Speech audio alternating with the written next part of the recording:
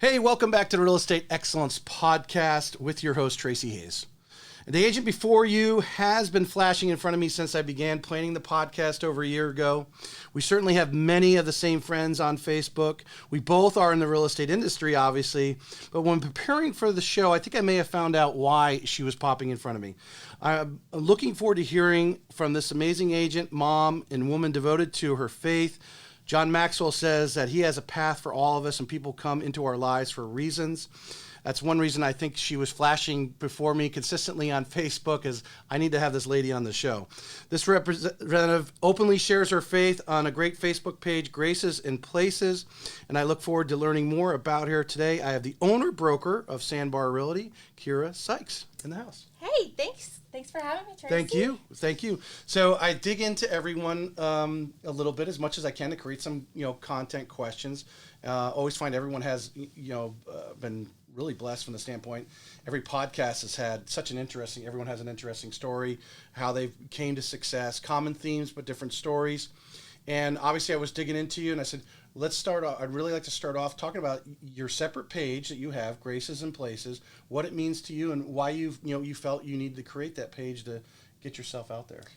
Yeah, so it's really interesting, and I've been kind of, I don't want to say slacking on posting on the page. I just feel like I'm in a different season right now. Mm-hmm. It's still always in the back of my mind, obviously. But the reason I started that was I just wanted to do more. I wanted to give more, and and when I say more, I mean, being a real estate broker, we do real estate transactions. Me being a broker, I talk to my agents. I'm always trying to recruit agents, but my heart and my soul is about the community in general. Mm-hmm. And I want people to understand what I represent. I mean, all of my clients I talk to, I am very open about, God and what I believe in. And I get constantly certain clients who, for example, and hopefully I can say this, but it's a podcast. You can say yeah. Free country, right? So, for example, I get real close with my clients, and one of my she's a past client, been a client for a long time. I had saw a post that she did on Facebook yesterday, and her husband is fighting for his life in the hospital. Mm-hmm. He's on a ventilator, and she made a post that said, this is going to sound silly. My husband's going to think it's silly. We're not prayerful people, mm-hmm. but desperate times essentially call for desperate. Sometimes bring you to the absolutely to your maker. There's no doubt about that. And so yeah, I immediately reached out to her and I said, "What can I do for you? I'm going to pray for you." I prayed for her over her husband, and then of course I'm actually, and you probably didn't dig this part mm-hmm. up yet. I'm on the board of an amazing nonprofit called Embracing His Call, and those are like my prayer warriors. Embracing His Call. Embracing His Call. Okay. Yes, amazing group of girls, and it's just about. Well, we can talk about that later. Yeah. That's a whole nother conversation. But anyway, so I reached out to them. I'm like, hey, I need some prayers. I need you guys lift them up. And I checked on her this morning before I came in, and she said he actually was doing much better yesterday. And I'm just really hoping that he uses the situation to show them that, hey, prayer is not silly. Yeah.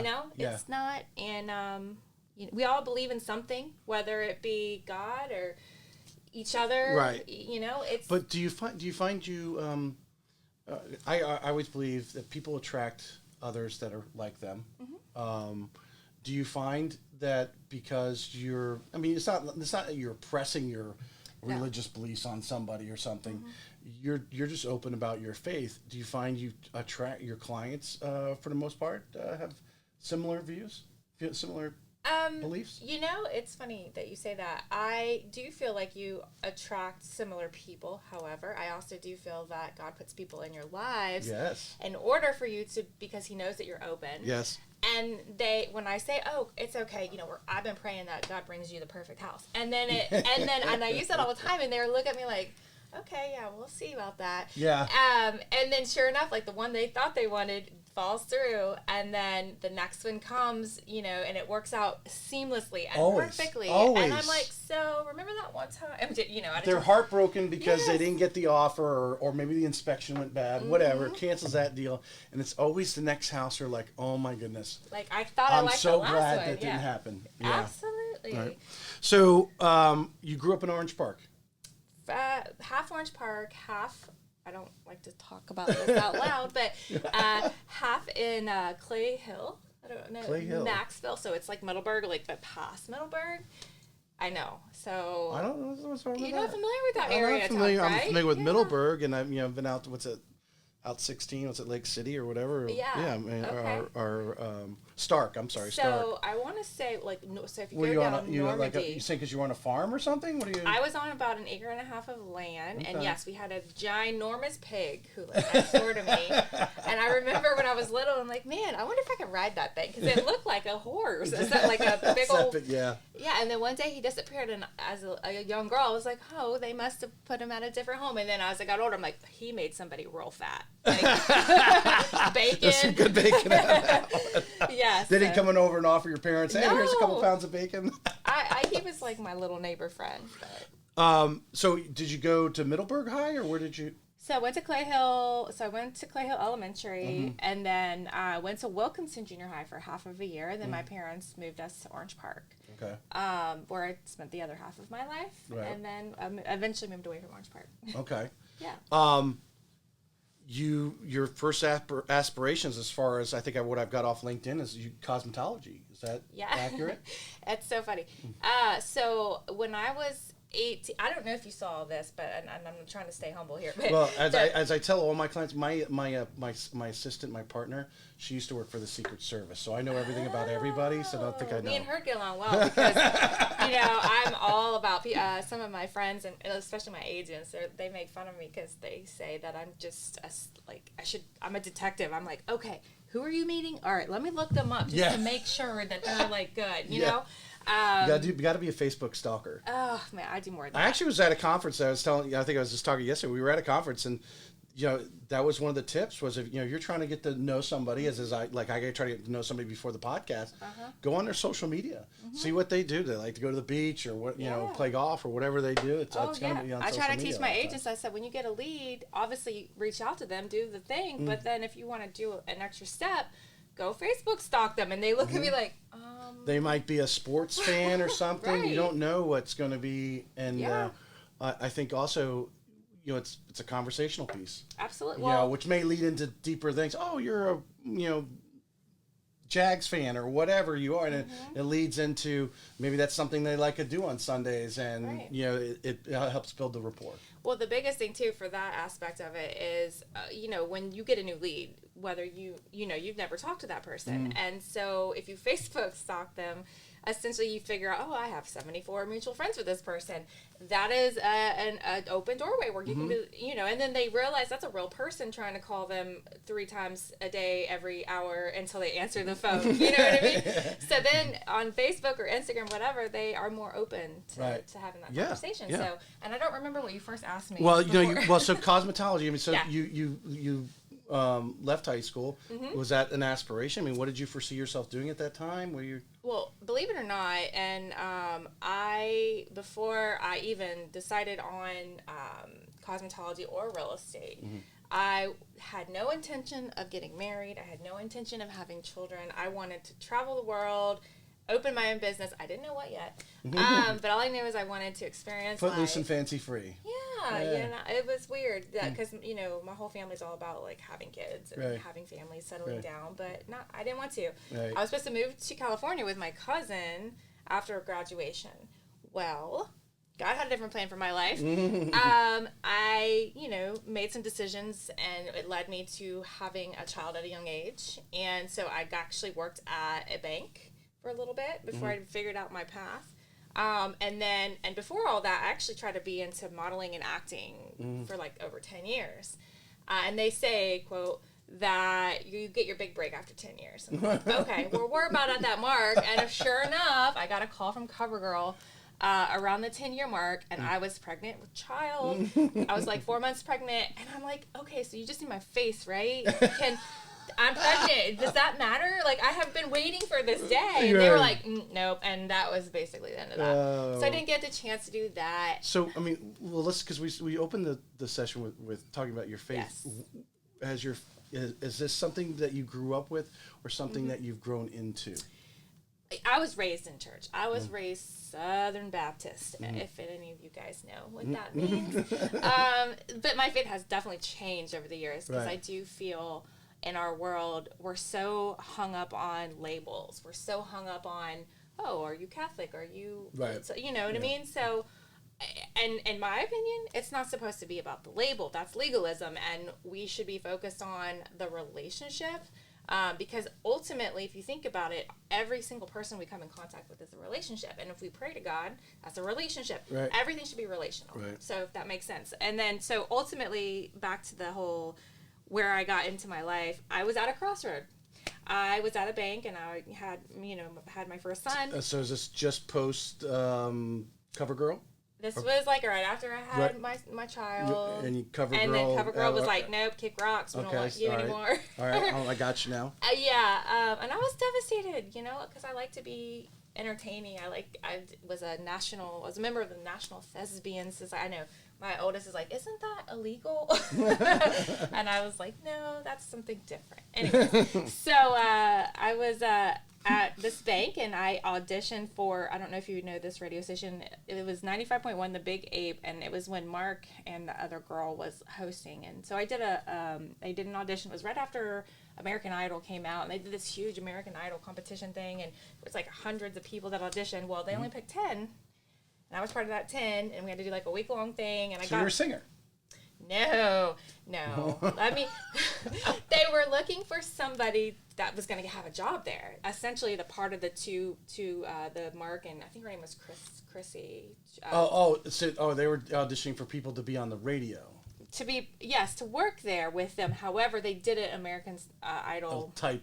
Yeah, where they eliminated, and each day we had a different task. So, anyways, and I'm going to try to keep this story brief because we could talk about this one all day because it was super fun. I did a lot of cool, crazy things that week that I never ever thought I would ever do to try to get this position because I was so unhappy. Is this like auditioning for a sorority or something? Probably equivalent. Sounds like it. Let me tell you the positive things about what I did that week. Was there any hazing involved in this? We had to take up WAP. There was some humming in some areas that were definitely cleaned before I did it.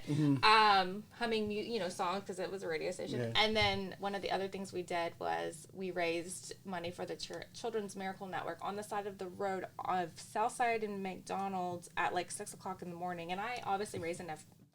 I won essentially that little piece, but at the end of the day, they told me, and so the bank I worked at, I'm trying not to say their name because I got in trouble for even mentioning that I worked at a bank when I was on that competition. That was a conflict of interest. They gave me an ultimatum and said they all figured out. I guess they listened to that station. They figured out I was on there at 5 a.m. before I would go into work. It wasn't even like I was leaving work. It was before work.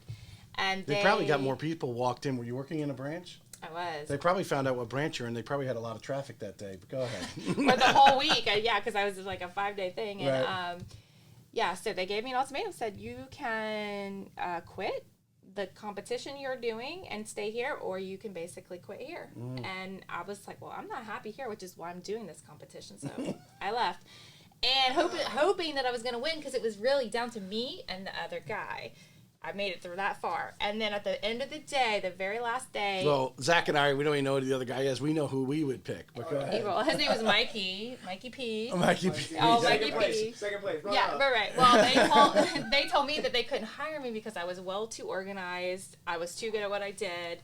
And they were scared that they were going to lose their position at the radio station to me. So they went with the other guy. So then I was like, okay, I lost this competition. Was that your perception, or someone told you this later? Well, because when I found out after they hired him what all he was doing, they basically wanted to hire somebody to make fun of on the radio station. So it was easier to make fun of him than you. They didn't. They felt bad making fun of me because they were like, this girl is too good at what she does, I guess. Yeah, I don't know. No, that's probably true. And then at that point in my life is when I was like, okay, I have no job.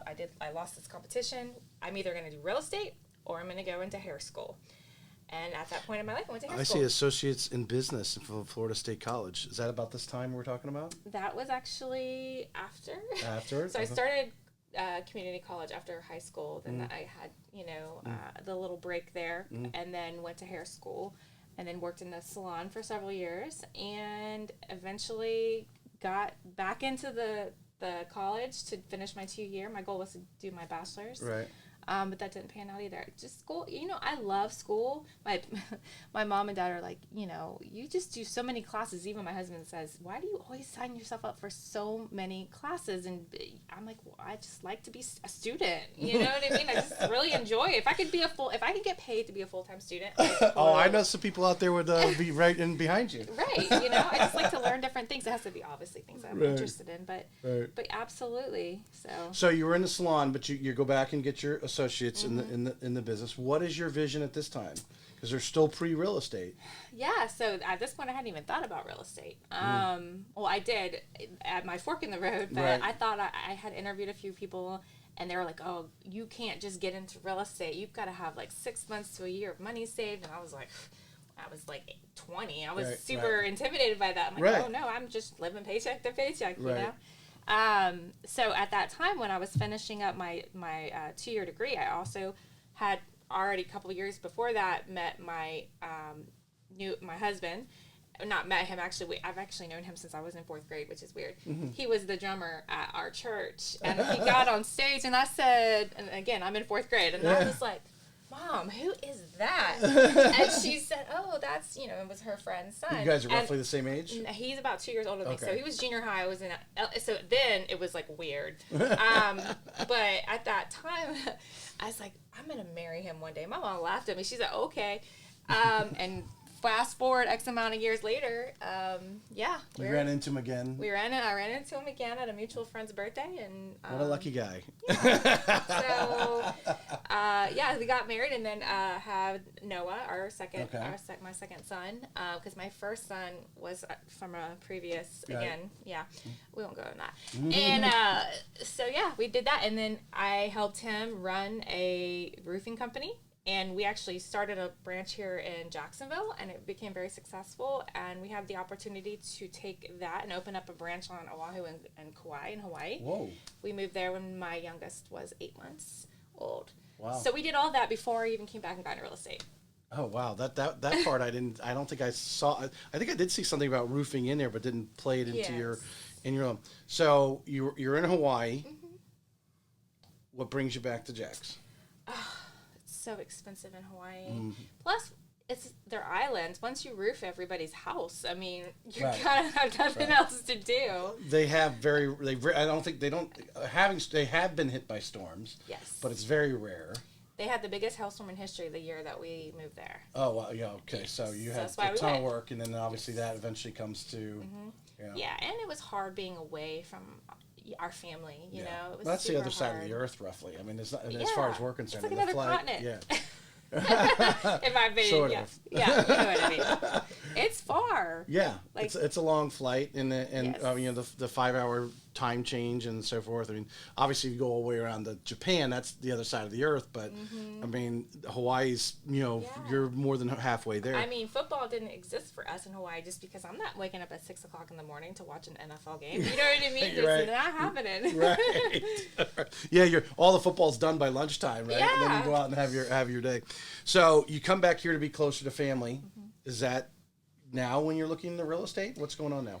So, everybody goes through ups and downs, and at that time, our business was the roofing business. There was some things changing, and it was a very stressful company. There was so much happening. Again, we had the Jacksonville branch. We still had our branches in Hawaii that we were trying to run on the time difference, and I love my husband so much, but we're very similar when it comes to being stubborn. We both think we're right. Doesn't matter what it is. In our minds, we're right. We are absolutely right about what we're saying. So eventually, working together was a little difficult. And I was like, you know what? You go run it how you want to run it. I'm going to go over here, and I'm going to go ahead and maybe go do some real estate, maybe buy and flip. We had talked about buying and flipping, essentially. Yeah. I had no intentions of getting into the community, though. Got my license just to do buying and flipping. Right. And that was how that all started. And so, you go and take, I think, was it Watson, I think is where, the Watson Real Estate School. You go there and really you're just coming out and you're starting to look for homes for yourselves. That was the goal. Yeah. But like right when I got licensed, one of our friends, partners that with the roofing company said, "Hey, I have this house. Can you sell it for me?" I was like, "Okay, yeah, sure." And I've always been kind of drawn to the investor side again because I wanted to buy and flip and then new construction, things like that. And so, sure, absolutely, I'll do it. And then when I did it, I was like, "Wow, this is kind of really satisfying to help somebody else." Not just myself, you know what I mean? So where are we at in years now? Where are we at? Like 2000. So the end, November 2014 is when I actually got my license. Okay. So right after the holidays is when I had my first. Okay, 2015. Okay. Yep. Right. So that kind of. You're hanging your hat with Watson's here? No, I was with Exit actually when I started. Mm-hmm. And I was there for a while. I did all their training. I did. They offered a whole lot of, good training for new agents. But honestly, and real estate's way different now than it was several years ago, especially the mindset of agents, I think nowadays too.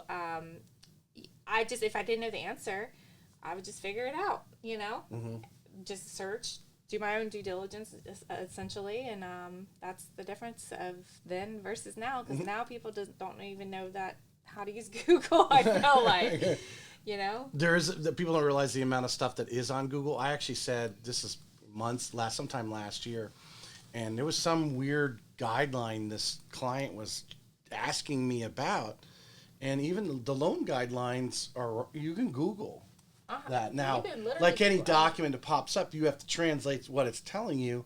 But I Googled it, and when I replied, I said, I took a snapshot. Here's the answer to your question. I Googled this, and it's, what do you mean you Googled it?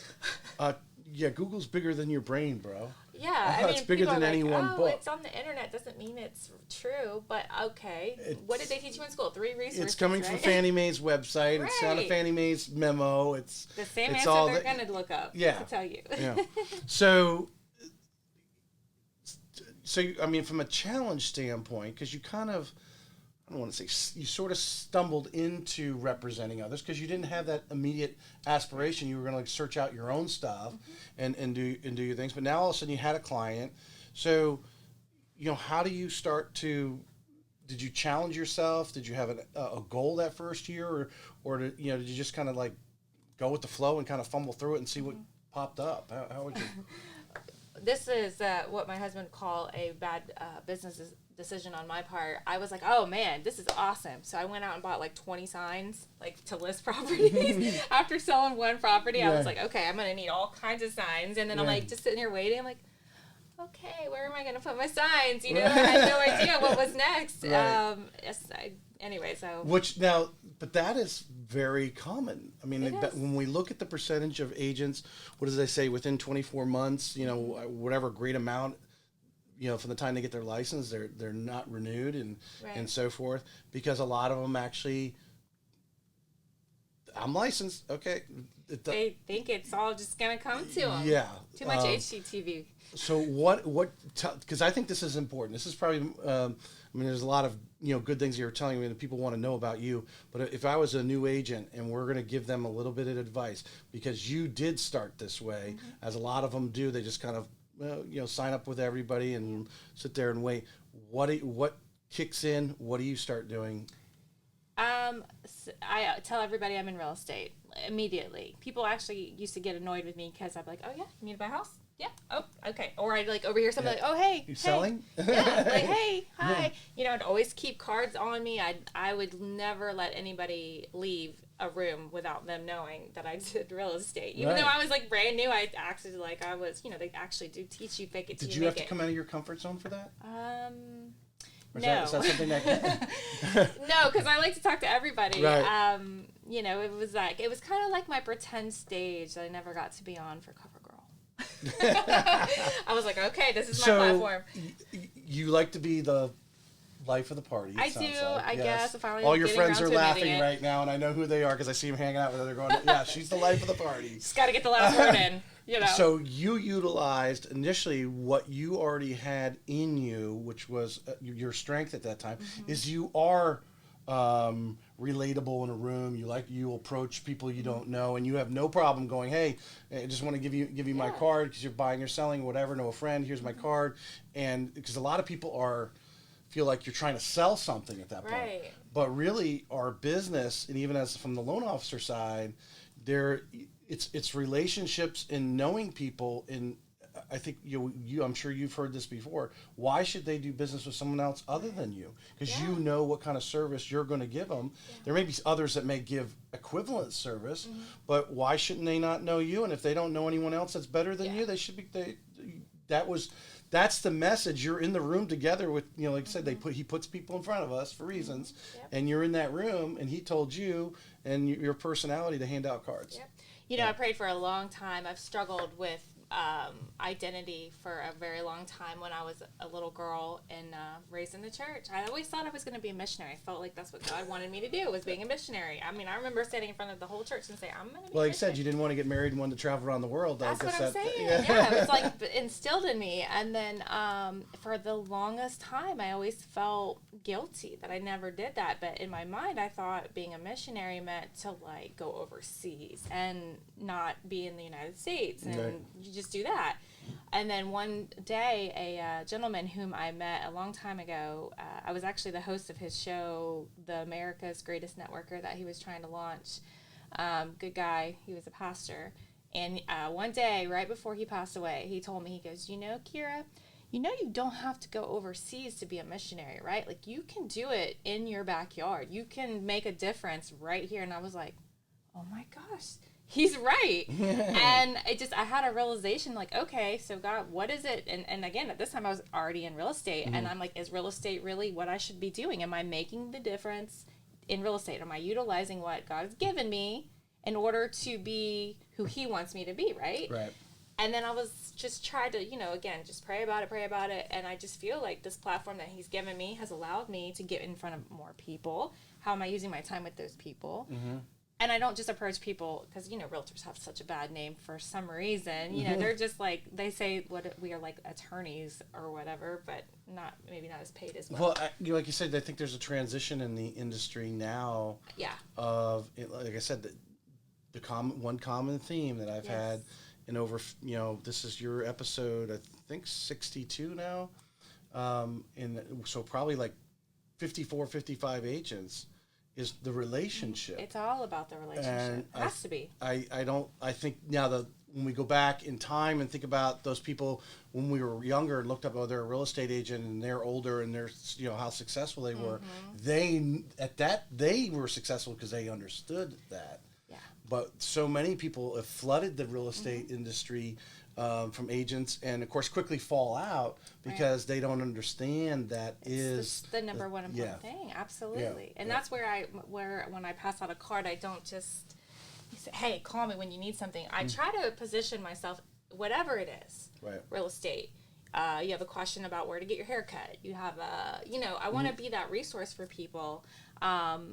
For whatever they need, I want them to trust me and trust what I know about the community and all that. And I don't just call my past clients, current clients, whatever. I check in on them all the time and try to touch them at least 4 or 5 times a year.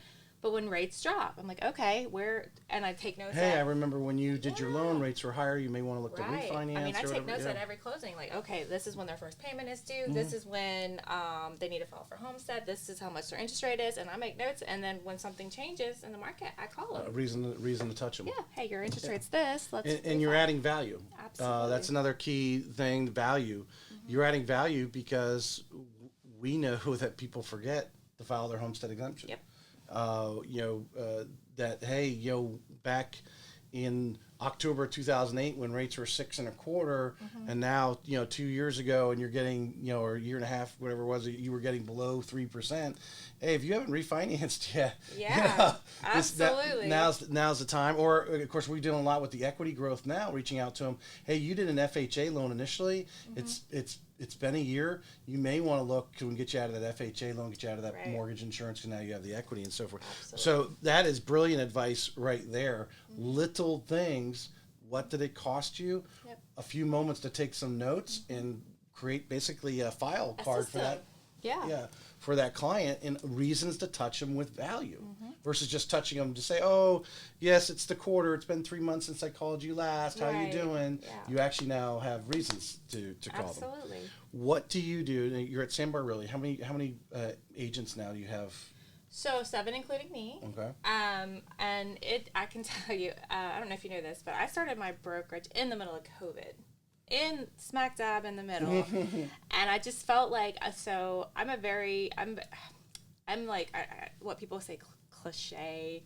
I always have to have everything that flows and matches, and the brand, like for example, Kira keeps kites. Like it has to be like, okay, you know what I mean? So yes. like it just has to go. Right. And when I felt like I was being called to do this, immediately it was like the first name that came to me. It had a deeper meaning for me. It was more okay, so our world right now is drowning in chaos. It's drowning in hate. It's drowning in there's just so many unknowns, and who do you trust? Who can you go to? And I wanted to be the sandbar in the middle of that deep ocean, and I wanted maybe to be at that temporary foundation, whether they decide to jump on board and let me help them get them to the shore. Right. Or if they just like, you know what, I don't need you, and then they're down in the deep, and I don't, they make their own plus, decision. we're by an ocean, so it all kinds of blends in as well. So there was a meeting, but it was the first thing that came to my mind, and again, it takes me a long time to usually come up with something.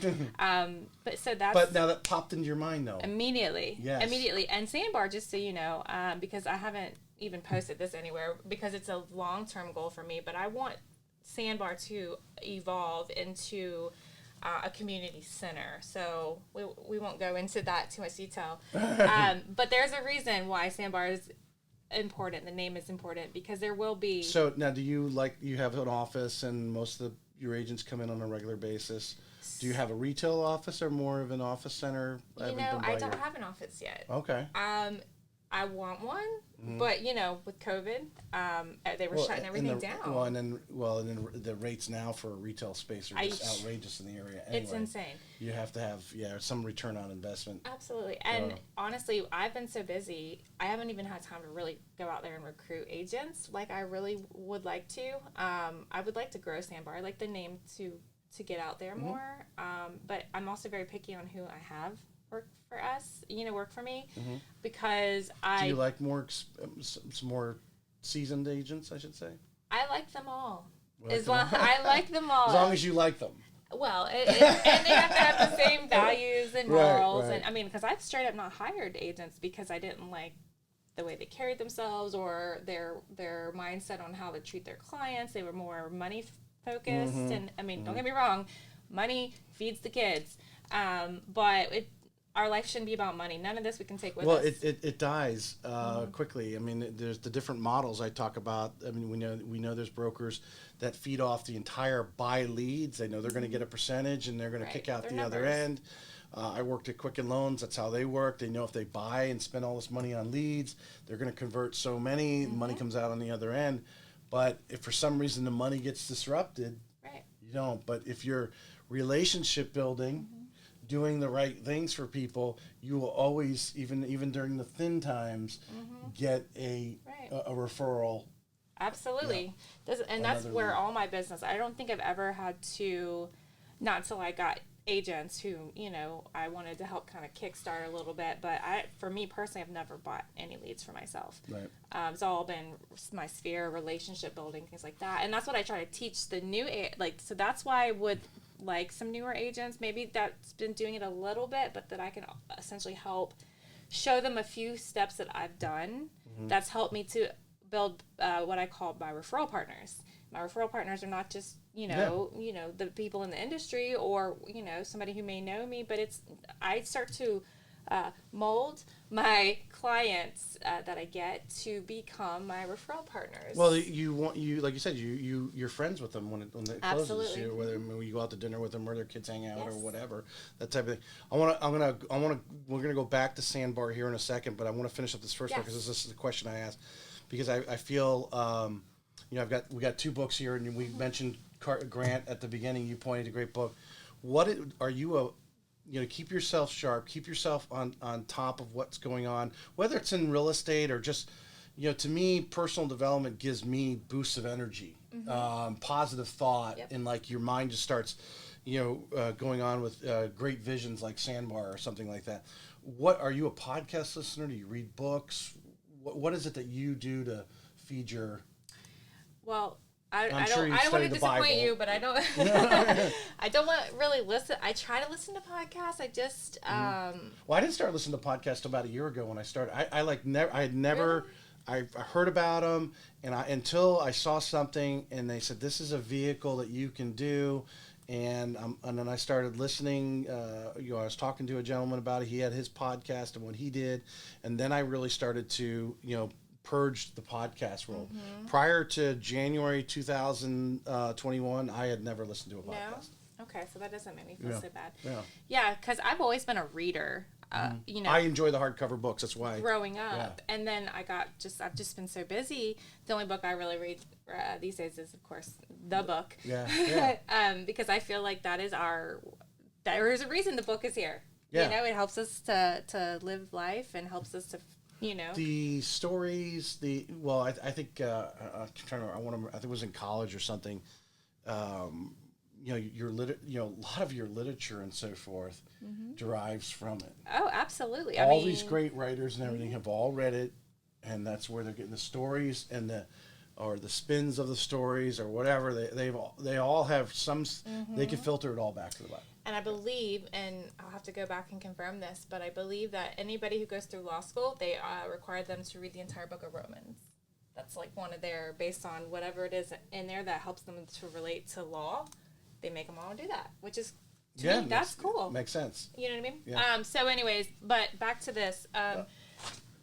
The 10 times rule. So I don't have any time to read anymore, unfortunately, which is why I want to grow Sandbar, because you got to take that time for yourself. Yeah, you got to get to 20 that, hours a day. Working 20 hours a day is becoming exhausting. Yeah. And started happening this year because I want to scale my business and Right. hard to work in it and on it. Well, it's as I always say in others, it's feast or famine in our business, Well, and it's exactly. feasting time. There's a high demand. There's people calling in. You got to take those calls, You do. and because they're who knows, it could be 2008 again, or 2009, and you're trying to scrape up some foreclosures, right? Yeah. The builders shut off building. They stopped accepting agents for that, unfortunately. I've been trying to get on the foreclosure vendor list for quite some time, but now they just don't even have those departments right now. Yeah, It's crazy. because there's such a demand. Someone but that's you going should to foreclose, they you can should turn be around and sell it. prepared. Yeah. Just in case. Yes. Try to think ahead here. Yeah. But yeah, absolutely. And just you try to take it while it comes in. At the same time, it's kind of a catch-22 because as a broker owner, I want to grow Sandbar, right? But then I have all these referrals coming in, and I'm handling most of them myself because You're working in the business instead of on the business. But then if the market goes like this, the money isn't really maybe coming in, so then that money to work on the business might not be as frugal there. I'm totally with you. So we're going to step back to Sandbar. I want to just take that personal development sidebar there for a minute because I'm getting through my routine here. Why did you want to go and create your own brokerage? Again, something I never wanted to do. I got my real estate license. I said I'm never owning a brokerage. I just don't even want to deal with it. It just seems like a lot of work, and it's just that natural side of me. I have that being a realtor, you are a business owner, but it all comes back to helping people and being. I enjoy training people. I enjoy being an example for people. And some agents would just start calling me and asking me for help, and that's kind of where I started my team originally. I used to be the broker of Red Zone Realty. I don't know if you know that, but And then I haven't had anybody on from Red Zone yet, but hopefully soon. But okay, all right. Do you need me to make some calls for you? You could do that. Yeah, I always love a good recommendation because there's obviously people out there I don't know. I know who you hang with for the most part. What I see on your social media, so most of them have been on the show. So there are people I don't know. And reach out to. So if you think there's someone has a story. I mean, you've listened to some of the other podcasts. Yeah, sure. Yeah, absolutely. Yeah. Was there 20,000 realtors in Northeast Florida now? Yeah, I try to keep it to the 1% though. And only 2,000 houses for sale. Yeah, oh man, talk about fighting. Am I getting? Something tells me you drive the road less traveled. Is that a good? Always. And now a good summarization of it is. Yeah. It very much is. And my husband hates it because he's like, I've already been through this. Like, this is the way. And I'm like, there's more than one way to skin a cat. Yes, that's right. That's right. Well, there comes a point where you're working for somebody and so forth, and they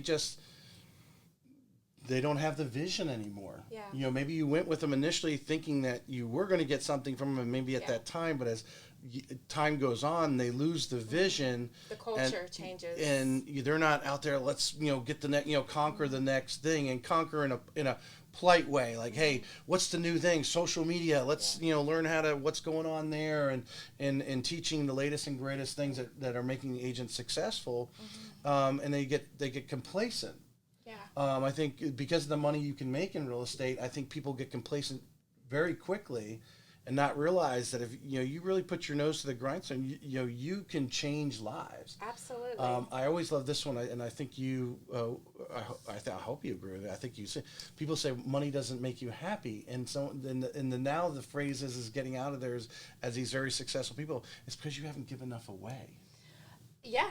I mean, the more generous you are, then it comes that's back. The most fulfilling, right? I truly believe John Maxwell, and I'm sure I know it's in the Bible because John Maxwell said it because he's on the same plane. But you have to give to get, and it will come back to you. Right. And to give a couple dollars to a charity of good choice because you can. Is it going to change your life because you gave them $50 this month? And you're successful, and that's really what drives the success is I could turn around and you're sending your kids to inspire them, expose them to things in your life and their life that you may not even ever had a chance to do. Sending my kid to space camp last summer, right? And I never did anything like that. But the charities, you want to get to a charity, you want to be focused and really change lives. That's why that's the happiness in being wealthy or and it's not just about giving money. I feel like it has a lot to do with your time. Whatever it is that you have, whether it be money or time or clothes or a roof. Teaching someone how to be a better real estate agent, and then they're making their lives change. Absolutely. Yeah. And then they're in turn helping other people get into the homes that they dream of, Right. And one of the things that my theory and maybe other people's theory too is, the time that we have here on earth is our practice, our internship of what we're going to be doing in heaven. And I'm like, man, I wonder how the mansions are in heaven that I'm going to be selling. You know what I mean? Like, he's up there building us a place, right? So, I wonder if they use super lock boxes. You know what I mean? So, let's talk a little bit about Sandbar. I have a list of now. Or I assume these are accurate names. Before I mention any names, are these all accurate on here? Let's see. Yes. All these are accurate because this is all right off your website. Okay, good. If they're from the website, then they're good. Okay, just want to make sure it was updated. Someone didn't Mr. Whoever does your website for you.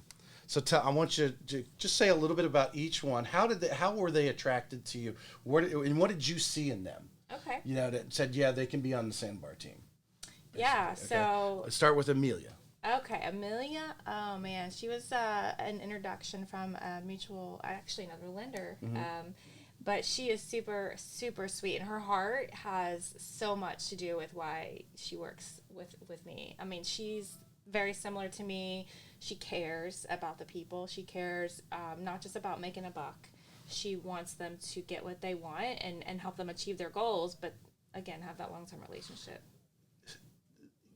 You're saying that again, and it just made me think of a thought.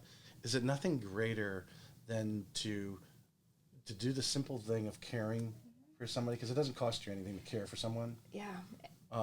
You're right. And then to actually get paid what you can make in the business. Yeah. That's like, oh my, The it's passion. like, that's all that, it all of a sudden becomes a drug. Really, it is. It does, and it makes it everything worth it, you know?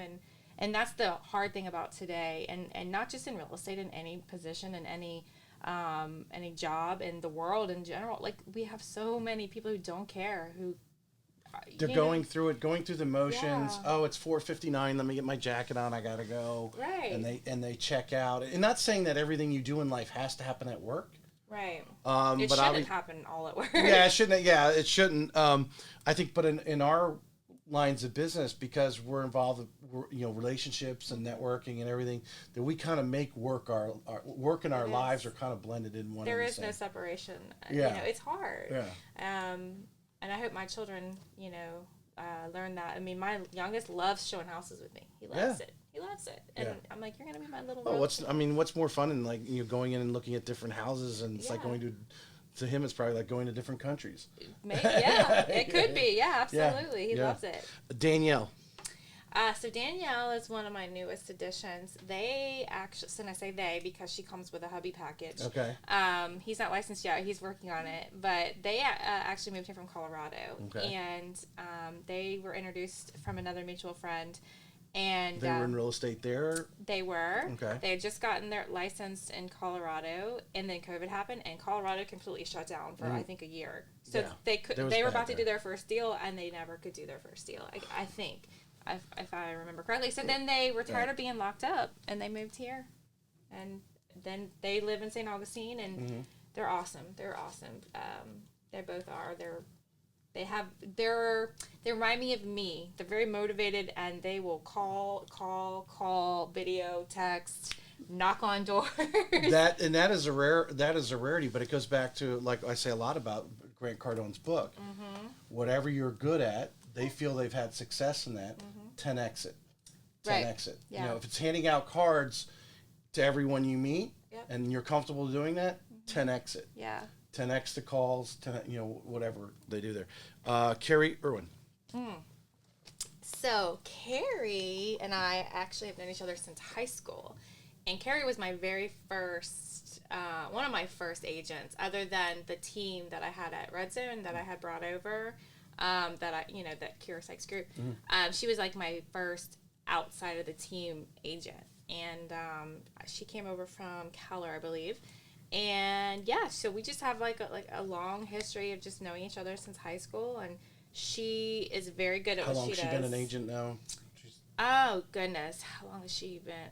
I want to say around the same time as me. Okay. Yeah, she did a lot of volume at Keller Williams, and then she had a family. And since she's had that family, she's kind of waiting, I think, for them to get a little older before she dedicates, because I know that girl can crush it. She's crushed it before in the pop, multi-million volume every year on a team at Keller. But she's got her season of family right now, and I'm letting her do her thing, but she still does business. And but you can't push them all. She's your fan. She's a fan. Okay. Yeah.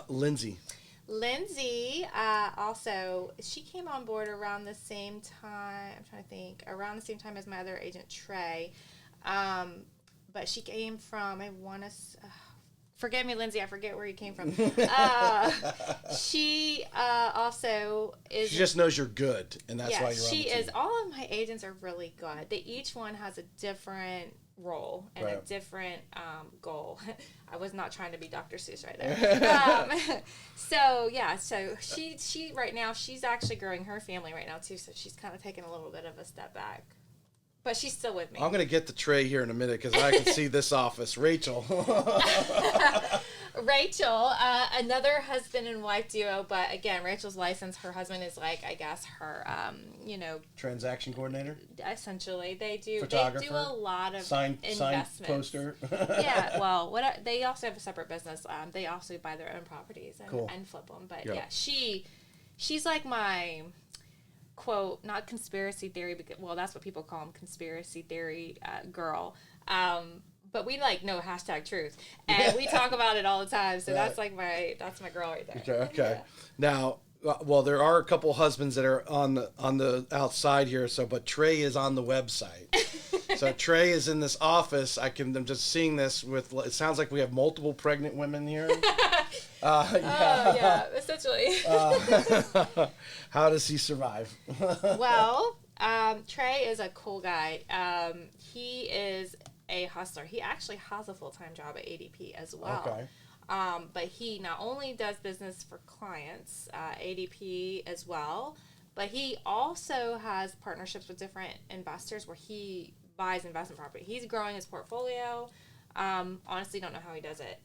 Seems just as busy as I am, but with like I said, a full-time job. And but working at ADP helps him to get clients, which is great because it's kind of all hand in hand. Somebody's financial picture has a lot to do. Well, you're meeting people all the time. You're in their house, whatever. And I'm sure he's a younger guy, if I remember from his picture. Yes. So they're always asking, hey, people just casually, and I imagine in a casual conversation, he goes, well, I do real estate investment too. Here's my card, and now he's throwing those out there. Absolutely. Now I'm not opposed to hiring more male agents. Don't be intimidated. For sure. But yeah, I would love to grow Sandbar just to have more diversity, more, I get Spanish leads that I can't, I try. I'm like, no hablo español. I know. Send them over to Jocelyn, right? So that market's there and it's untouched for us. And we would love to be able to expand in that. So you mentioned Sandbar that you want to hire agents who basically has similar ideology of you and so forth. So when you're sitting down with them, and having that initial conversation, you're mentally feeling them out with your questions or just discussions. What are some of the things that you keying on in their history, or just something that things they say that said, well, then we might be a match? What are you looking for? Because it's oftentimes hard to find that out. Some people are like a book. And others are a little more difficult. You did this to me as if like I'm the book. Well, something tells me a couple glasses of wine and I can know everything about you. Oh, you don't even need the wine. That's the thing. That's the problem with me. I wear everything on my shoulder. And I know the group you hang out with. What is that? Yeah. Brittany and Kayla. Yes, exactly. Half a glass of wine and they're rolling. Yes. Yeah. So, but... What do I look for? Yeah, what are you looking for? I mean, what are you seeing in their eyes? What do you like you said? I think you said someone how they carry themselves. I think you used that phrase earlier. Oh yeah, carry themselves. I look for genuine people who are genuine. Who, I'm a really I always try to be modest because I never like to be like, oh yeah, I'm like this, but I am a really good judge of character. I've always been a really good judge of character. Something God blessed me with. Discernment. I feel like He gave me that. Because I have this similar. So when I say often, hopefully it's not often, but when you walk in a room and you can immediately size someone up and go, that person's seems to be a little shady. Oh yeah, there's been business partners in me and my husband's life, and you just had a gut and immediately feeling. I'm like, nope, we shouldn't, but we do, and then eventually find out later. One day he'll listen to me. Love you, babe.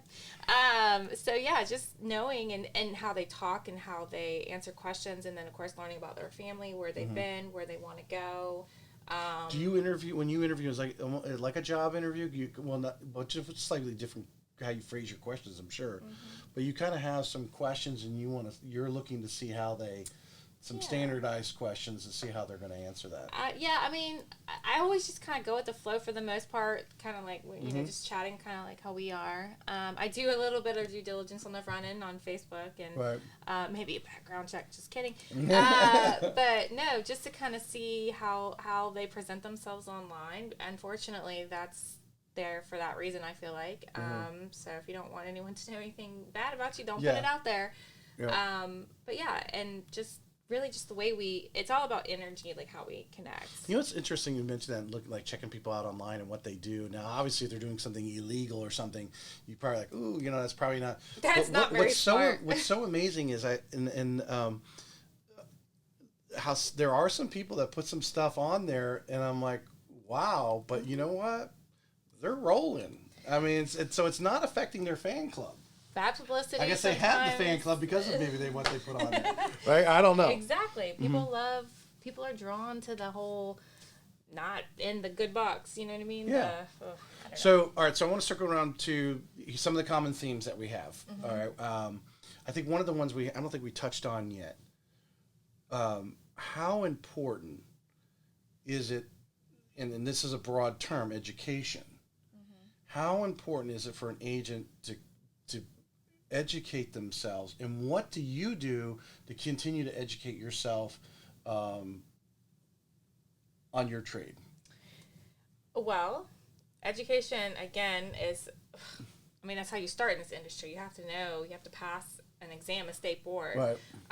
But every day. Which is really just a little bit of a hurdle, not really the ticket to success. Nothing you learn. Your phone's not going to ring because you passed that test. Right. Yeah. Because you need to know, okay, that's a baseline, right? But even then, a baseline, when it's actually happening in front of you, you're like, I don't remember this. Like, what do I do, you know? Right. And you don't want to look like a complete idiot in front of your clients, obviously, Right. so that. But everything's constantly changing, not just education-wise regarding rules and ethics and laws and things like that. That's obviously number one important. But having a relationship with a good real estate attorney is ideal. I developed one several years ago, and she's been a lifesaver. But because how you're structuring some of these deals, especially now, you got to be a little more creative. Oh my goodness, yeah. And you can't just pretend like you're an attorney and just fill it in, you know what I mean, Right. like your own verbiage kind of thing. But with our ever-changing, fast-paced technology, I feel like that's the number one thing that, as a business owner, is changing daily. Everything. Yeah. Changes everything. Somebody who might be, now don't get me wrong, would I love it to go back to a little bit of a slower pace where people are like not wanting, I want to do this deal, let's sign right now. Oh, you have your phone, let's do it on my phone. You know, like, oh, here sign. And then you're done. Essentially, oh, let me call my lender. Oh, pre-approve. You know, it's like this. I think about people from back in the day, the caravan realtors, where they all met at an office and there was like one key. You went to that one, went to the office to pick up the key to go to the house. Or you had to actually get the big paper or the book with The all big the listings, book, MLS listings. Yeah. I just, but they probably, that's why their relationships were more loyal, more firm. Now it's just go, go, go for everybody. And it's, for me, with 20,000 realtors in Jacksonville, what makes us just not another, move on to the next. Loyalty is just very minimal now because it's like, you can just pick and choose whoever you want. It's like a dating game almost, like, oh, who do I want to use today? So how do you go, do you preach to your people, or maybe they already just do it because they're like you, going down the NEFAR and taking the courses, not just to get your enough hours. Right. That should be done very quickly. You should be going and trying to take everything you can to absorb the knowledge, especially when you might have downtime. Obviously, there's busy times where you don't have time to take those, but there's a ton of stuff online as well. I would imagine you probably prescribe the stuff like that. So overall, and the key things, education. Where would you put that? Is that like one of the top 2 or 3 things? Oh, absolutely. Yeah. And that's why I try to provide like the vendor relationships for my agents and set up the meetings with that. I mean, learning about new loan products, especially in this market, because not every situation, that's why I love what I do. Every single situation, every client, every transaction is different. Yeah. Every house is different. For example, a lot more lately, there's been foundation stuff with houses. So I coordinated a training with one of the local foundation companies to understand. Our room is shaking because the stone train is going by. Oh, wow. Yeah. This is what it feels like to be like in an earthquake on the news. Yeah. You see all the stone going out there, the train. That's crazy. Yeah. Oh. So education. Yes. I'm gonna insert this one in here. The other common theme is consistency. Absolutely. What are you doing, whether you've done it from day one or obviously have developed it, that you make it part of your game plan, whether it's a marketing, a training, or whatever? What are you 10Xing? The consultations are so important when you're meeting with clients. Again, we are like this in our world, so fast paced. Don't underestimate the consultation. Oh, 100%.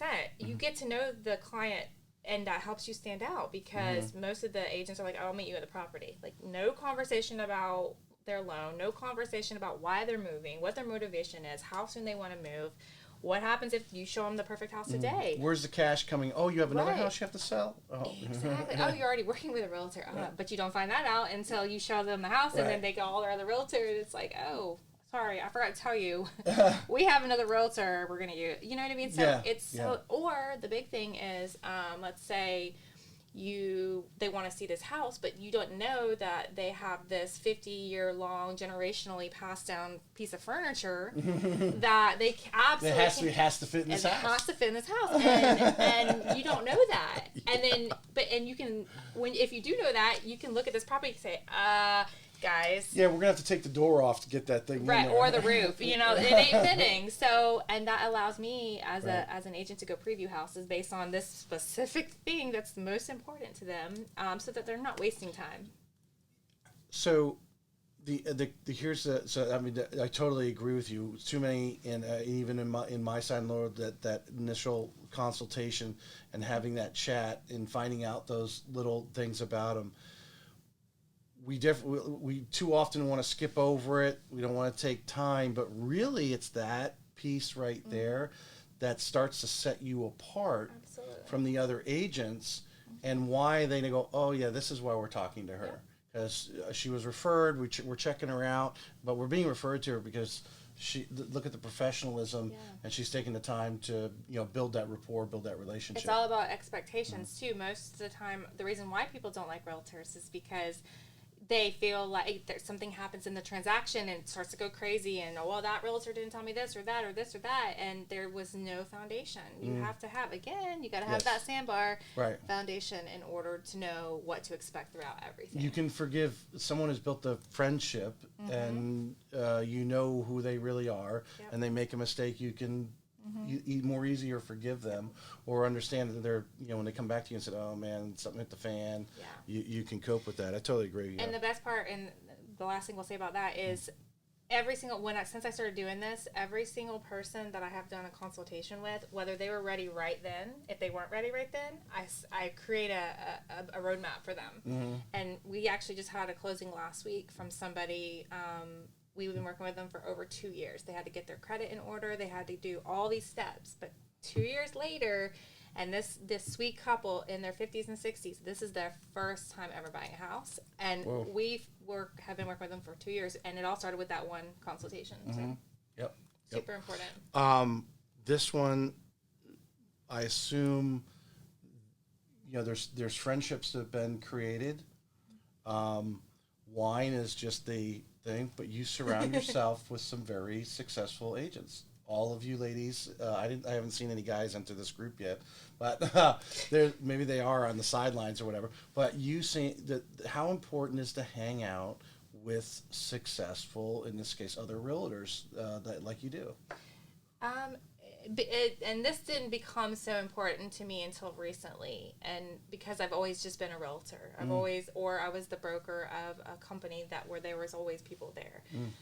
Not until I started my own brokerage did I realize how I need to be around people, I can't just work in my house all by myself, because arguing with myself is not a good conversation. And so having these people around me has really lately helped lift me up. It has helped encourage me. I mean, as the broker owner with no partner, which by the way, I'm actually going to be looking for a partner investor to help me scale my business. So if anyone's interested, but it has to be somebody who has the same passion as me. But just being at home and in my office or in my car working by myself, and I'm struggling through some things or trying to figure out something, it's like, who do I ask? I don't call my agents usually because I don't want how are you structuring a deal? And the thing is, all you work at different brokerages. Obviously, they're not all at Sandbar, but everybody in that circle that you hang with all work somewhere else at different brokerages. And I tell even the new loan officers here, I'm telling you, right? I grew up in the loan business in a call center environment. I was dealing with volume. Now in the retail world or in real estate, you only have these handful of transactions through the year, you only have that many experiences. Right. If you hang out, if you join up with 5 or 6 other real estate agents doing the business you're doing or more, you now are exchanging the stories and exchanging how you won this deal and how, maybe you lost that deal, and if you did this, you probably would have won it, and this is what you do the next time. And I think people miss out on that. Absolutely. Hugely. They got to get involved and get back in the office. I'm sorry, people, you're hiding at home. I don't know what you're doing, but you're not improving your business, and it eventually will start to fade on you. I'm a big believer in collaboration over competition. Yep. We live in a world of abundance.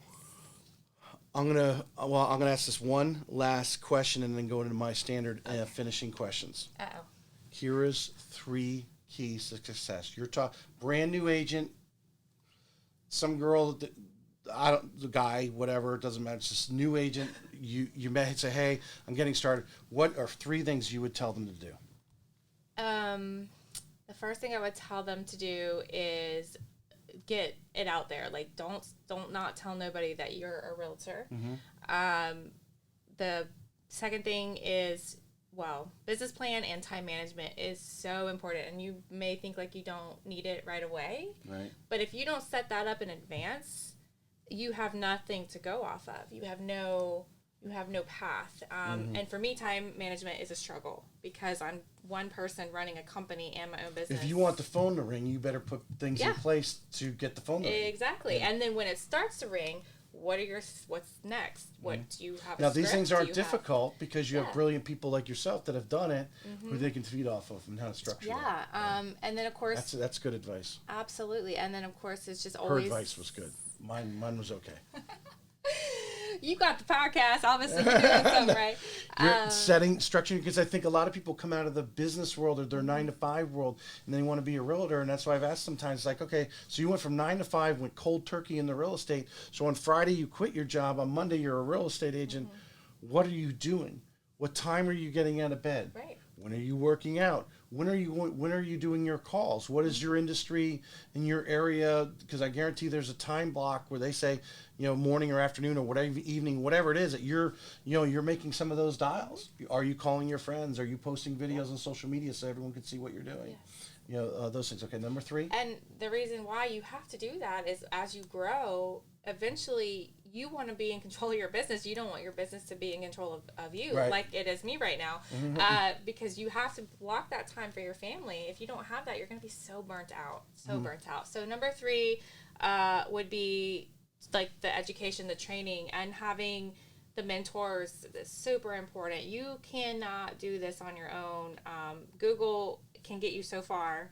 But honestly, surrounding yourself with a group of people who you get along with, who don't mind that you pick their brain. Obviously, everything else will come as long as your heart is in it. You have the education. 3 is surround yourself. 2 is the time scheduling. Number 1 again was. What was number 1, What Zach? was number 1? It should be. No, time management was number 2. I thought that's how you. We'll have to go back and recap that. Apparently, number 1's not important. Oh man. But like I said, there are people out there that are successful. You're hanging around with a group of them that these young agents can reach out. Oh, tell everybody that you're an agent. Oh yeah, letting everybody know. Yes, letting everybody know. That's yes. Yes. Everyone should get your business card. Everyone, you should have whatever, post the videos and things and so forth. So letting everyone know, time blocking and education. Yep. All right, those are the 3 things. Surround yourself. Surround yourself, and that's far as surround yourself with and take them out to coffee, take them out to lunch, whatever it is. Is it more important who you know or what you know? I've never been one to get anywhere on who I know. However, I will say that knowing certain people, first, getting to know certain people will come as you learn more, to surround yourself with certain people. It's kind of like, how can I say this? Well, you drive a road less traveled. Something tells me, because like you said, you're stubborn and you and your husband are clashing because you're both stubborn, that you have to overcome that ego and actually reach out to those who you consider are better than you, and don't have an ego because, they're better than me, I can't. Trust me. Don't be intimidated. They say it's lonely at the top. It's because the guy at the top is not being asked by the guys below how he got there. In my opinion.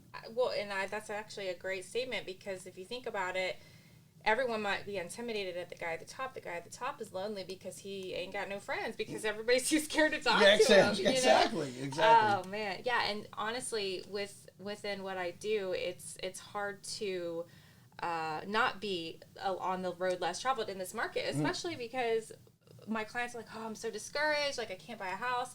You know what I do? I'm on the internet, I'm looking, I'm not, hey, do you want to sell your house? Do you want to sell a house? Hey, you have like 3 houses, you don't need all of them, right? So, so I am proactively making people's dreams come true. And through doing that, I actually met a really good client who never lets realtors list his houses until I got a hold of him. And he's like, no, I do it on my own. He's an investor, gentleman. And I had reached out to him because I had somebody who wanted to buy this house. Right. It's been empty for 6 months. But lo and behold, I found out he was slowly renovating it. And he's like, no, I don't need a realtor. Well, guess what? It goes live this week. There you go. So those kinds of reaching out is what helps me grow and get me outside my box. Right. So. Reach out to others. Travel bucket list. What's on your travel bucket list? Travel. What's that?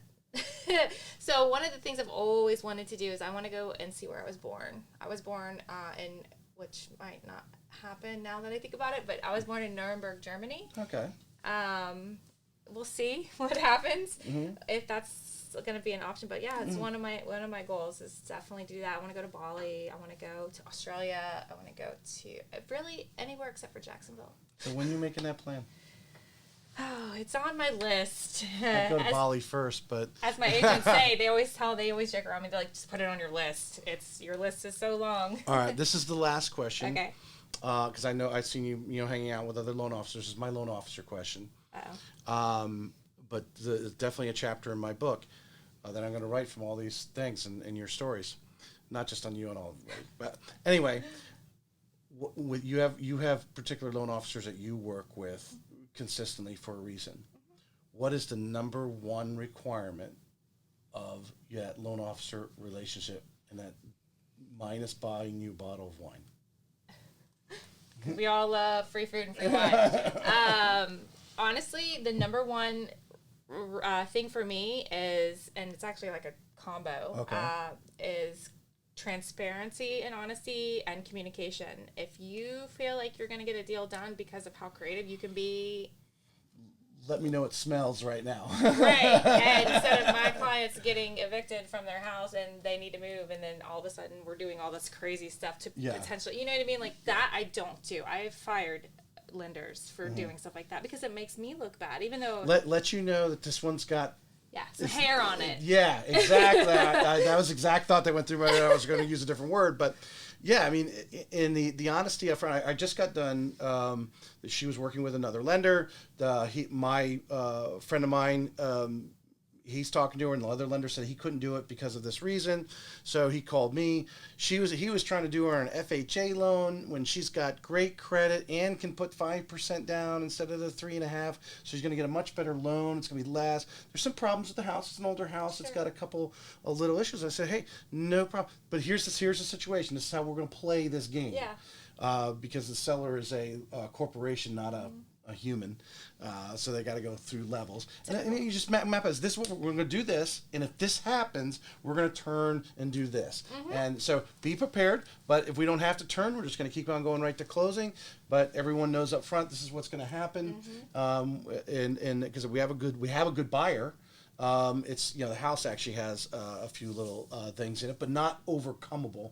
It's just how we're going to actually handle it to get it to the closing table. I like that. Having the roadmap. Again, it all goes down to the consultation, expectations, and having something in play in advance based on the property they want to buy, and getting to that end result. And that's how I look at my business. It's like, I don't care what the situation is, people will turn you away all day long. You don't have good credit, they're like, nah, I ain't got time for that. I'm like, let's sit down, let's put a map together. Whatever it is, I like that. It's just overcoming, and it makes the job. Well, then when you do have to make a turn, they realize, oh, I don't really want to make that turn, but we have to. But we've already talked about this, and it's happening. Absolutely. Exactly. That's what makes our job fun, though. That does make our jobs easy, fun. Everyone would it does take experience and swings of the bat to realize those things are going to possibly come down, but foreshadowing up front, and people shouldn't be afraid of it. We want to make the transaction smooth. for everybody involved, because there are a lot of people involved in Yeah. a transaction, from title and everything in between. I'm like visualizing, you were saying, like you, Britt and Kayla. I mean, we probably have to have 3 bottles of wine. Hopefully Kayla won't spill. Where's Kayla? I told her I was Hopefully she coming. won't spill her wine on my tablecloth. Oh. But I appreciate you coming on. Oh, thanks for having Thanks me. so much. I'm It was a blast. super excited. Thank you. Thank you.